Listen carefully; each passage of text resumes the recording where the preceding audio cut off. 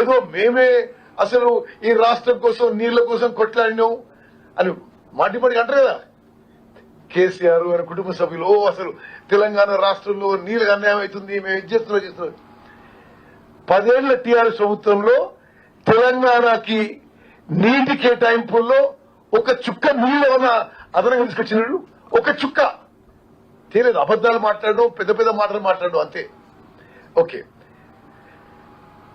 అయితే అన్నిటికీ ఏదో వాళ్ళకే తెలిసినట్టుగా ఇంకెవరికేం తెలియనట్టుగా అసలు వాళ్ళ మాటలు చూస్తే ఆశ్చర్యకరంగా ఉంటాయి. నేను కొన్ని విషయాలు మీకు చెప్పాలి. జాతీయ హోదాపై ఇలా కొంత పెద్ద మనుషులు మాట్లాడుతున్నారు. What is the national project status? National project అని డిక్లేర్ చేస్తే దానికి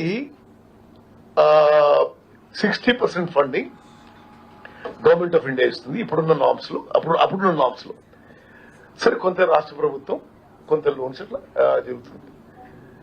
10 ఏళ్ల పాటు ఒక్క ప్రాజెక్టు కూడా నేషనల్ ప్రాజెక్ట్ కి సరి అయిన ఫార్మాట్ లో అప్లై చేయని ఘనత టీఆర్ఎస్ ప్రభుత్వానికి చెందింది.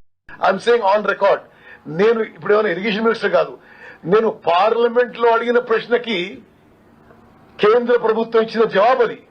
కాళేశ్వరంకి సరి అయిన ఫార్మాట్ లో అప్లై చేయలేదు, పాలమూరు రంగారెడ్డికి అసలే అప్లై చేయలేదు.